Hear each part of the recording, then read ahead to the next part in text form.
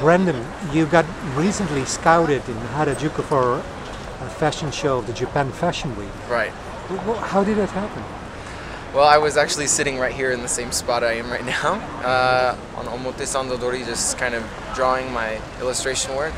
And suddenly the designer from Discovered came up to me and just asked me like what I was doing in Japan, if I lived here, if I was a model. And you know, I was trying to speak the Japanese that I could, and I was like, no, I'm not a model, you know, I'm just kind of staying here right now, and I really like Japanese street fashion. And then he just said, well, we're having a fitting today at Daikanyama, if you know where that is, and you can come. And so I thought, yeah, maybe I should go, but I didn't know if it's like kind of a creepy thing or like, you know, if it's okay, but I thought maybe it's okay. So I went down to one of the shops I know, and I asked one of the shop staff, I was like, "Daijoubu desu ka? Is this okay?" And she said, yeah, you should go.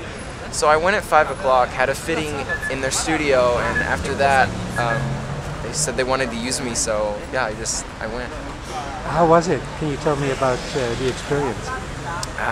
The fitting or the actual experience? Both. Both? Yeah. The fitting was crazy because I kind of didn't know exactly what I was supposed to do.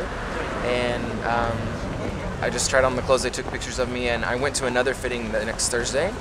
And then Saturday, when the actual show was, I noticed there were a lot of other models, and we all got together and got crowded in this little van with no with no seat belts, and we were just kind of crammed in there. I was like, we were all scouted, and when I got to the show, we practiced our runway walk, and just, I don't know, it was just really, really surreal and crazy, kind of like, how is this happening kind of thing.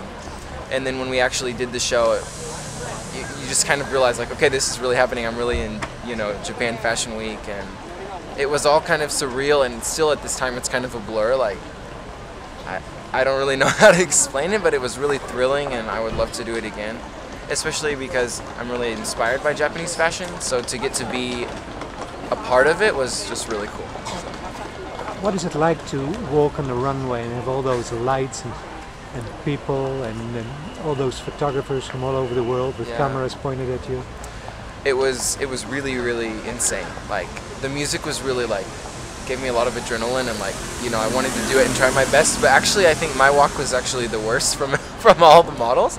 So they pulled me aside and had me practice, but then they were like really sure, like, you know, "Ganbarimasu, don't worry, you know, you shouldn't worry about it, it's gonna be okay." So like, by the time I had the show, I really tried to walk my best, and just all the lights and everything was super crazy because the runway was really, really long.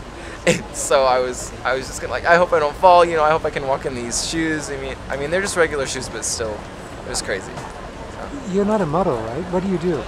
No, I'm an illustrator, and I'm really inspired by Japanese street fashion, kind of underground street fashion culture, and a lot of my illustration work is fashion illustration, so it's really inspired by cool kids on the street. So actually that's why I was sitting in Harajuku at the time, just because I enjoy just watching people go by, and I'm inspired by that, so then I'm just kind of sitting there drawing, as well as today. And yeah, the chance just happened, and that's why I got to model, and that's why I love Japanese street fashion, I guess.